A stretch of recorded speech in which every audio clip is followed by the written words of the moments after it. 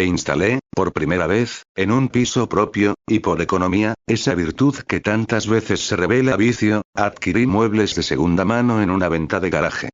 Entre ellos, un armario de caoba maciza, con un espejo de cuerpo entero empotrado en una de sus hojas, se convirtió en la joya involuntaria de mi habitación.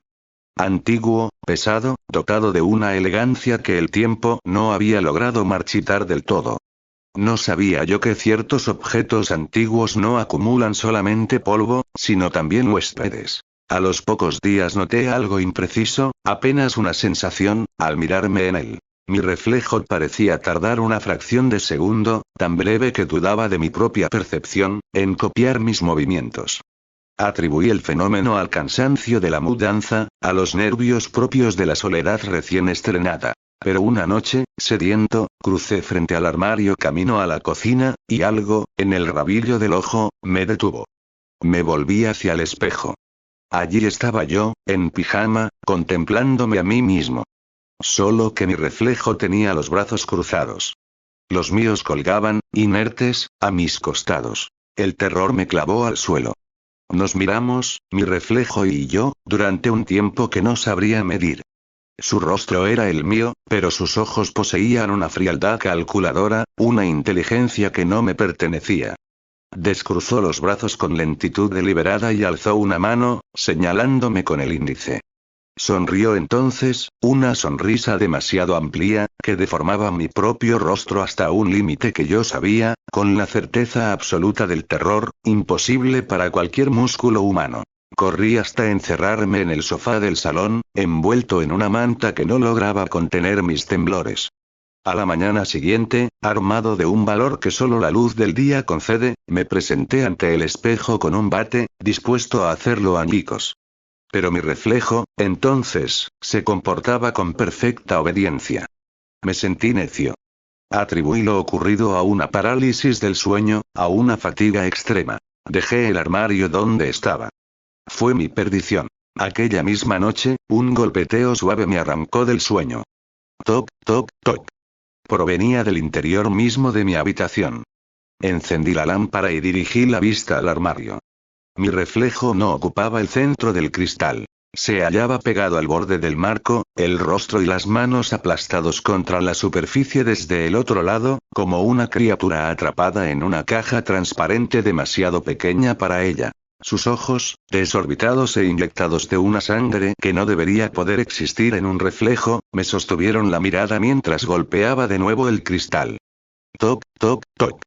Después acercó los labios a la superficie y, empañándola con un aliento que ningún reflejo debería poseer, trazó con el dedo, desde el interior, unas palabras que pude leer al revés. Ya es mi turno. Antes de que lograra siquiera gritar, las luces estallaron. En la oscuridad más completa que he conocido, escuché el cristal quebrarse, y después, el crujido inconfundible de unos pies descalzos avanzando sobre los fragmentos, dirigiéndose, con una paciencia que solo lo eterno puede permitirse, hacia mi cama. Primera vez, en un piso propio, y por economía, esa virtud que tantas veces se revela vicio, adquirí muebles de segunda mano en una venta de garaje. Entre ellos, un armario de caoba maciza, con un espejo de cuerpo entero empotrado en una de sus hojas, se convirtió en la joya involuntaria de mi habitación. Antiguo, pesado, dotado de una elegancia que el tiempo no había logrado marchitar del todo. No sabía yo que ciertos objetos antiguos no acumulan solamente polvo, sino también huéspedes. A los pocos días noté algo impreciso, apenas una sensación, al mirarme en él. Mi reflejo parecía tardar una fracción de segundo, tan breve que dudaba de mi propia percepción, en copiar mis movimientos. Atribuí el fenómeno al cansancio de la mudanza, a los nervios propios de la soledad recién estrenada. Pero una noche, sediento, crucé frente al armario camino a la cocina, y algo, en el rabillo del ojo, me detuvo. Me volví hacia el espejo. Allí estaba yo, en pijama, contemplándome a mí mismo. Solo que mi reflejo tenía los brazos cruzados. Los míos colgaban, inertes, a mis costados. El terror me clavó al suelo. Nos miramos, mi reflejo y yo, durante un tiempo que no sabría medir. Su rostro era el mío, pero sus ojos poseían una frialdad calculadora, una inteligencia que no me pertenecía. Descruzó los brazos con lentitud deliberada y alzó una mano, señalándome con el índice. Sonrió entonces, una sonrisa demasiado amplia, que deformaba mi propio rostro hasta un límite que yo sabía, con la certeza absoluta del terror, imposible para cualquier músculo humano. Corrí hasta encerrarme en el sofá del salón, envuelto en una manta que no lograba contener mis temblores. A la mañana siguiente, armado de un valor que solo la luz del día concede, me presenté ante el espejo con un bate, dispuesto a hacerlo añicos. Pero mi reflejo, entonces, se comportaba con perfecta obediencia. Me sentí necio. Atribuí lo ocurrido a una parálisis del sueño, a una fatiga extrema. Dejé el armario donde estaba. Fue mi perdición. Aquella misma noche, un golpeteo suave me arrancó del sueño. Toc, toc, toc. Provenía del interior mismo de mi habitación. Encendí la lámpara y dirigí la vista al armario. Mi reflejo no ocupaba el centro del cristal. Se hallaba pegado al borde del marco, el rostro y las manos aplastados contra la superficie desde el otro lado, como una criatura atrapada en una caja transparente demasiado pequeña para ella. Sus ojos, desorbitados e inyectados de una sangre que no debería poder existir en un reflejo, me sostuvieron la mirada mientras golpeaba de nuevo el cristal. Toc, toc, toc. Después acercó los labios a la superficie y, empañándola con un aliento que ningún reflejo debería poseer, trazó con el dedo, desde el interior, unas palabras que pude leer al revés. Ya es mi turno. Antes de que lograra siquiera gritar, las luces estallaron. En la oscuridad más completa que he conocido, escuché el cristal quebrarse, y después, el crujido inconfundible de unos pies descalzos avanzando sobre los fragmentos, dirigiéndose, con una paciencia que solo lo eterno puede permitirse, hacia mi cama. Nocturno de un restaurante céntrico, y tomaba siempre el último tren del metro, cerca de las 2 de la madrugada, para regresar a casa. Apreciaba el silencio de los vagones vacíos. Era el único remanso de paz en un día por lo demás bullicioso. Aquella noche en particular subí exhausto, me coloqué los auriculares sin encender música alguna, solo para aislarme del mundo, y las puertas se cerraron mientras el tren se internaba en la oscuridad del túnel. En la estación siguiente, ascendió un único pasajero. Un hombre de estatura excepcional, ataviado con un traje negro impecable pero anticuado, como salido de otra década. Caminaba con una rigidez que no correspondía del todo a la anatomía humana, y se sentó en el extremo opuesto del vagón, dándome la espalda, la mirada fija en la ventanilla oscurecida.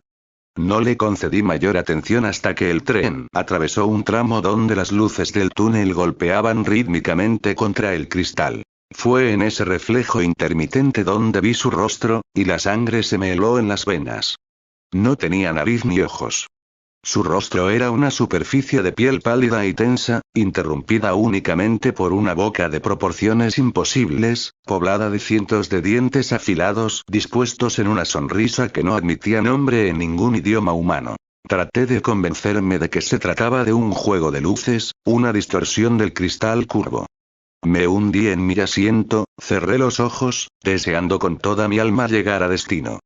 Pero las luces del vagón parpadearon con violencia y murieron por completo, sumiéndonos en la negrura absoluta del túnel, mientras el tren proseguía su marcha con un estruendo que parecía querer ahogar mi propia respiración. Permanecimos así unos 10 segundos que se sintieron como una eternidad completa.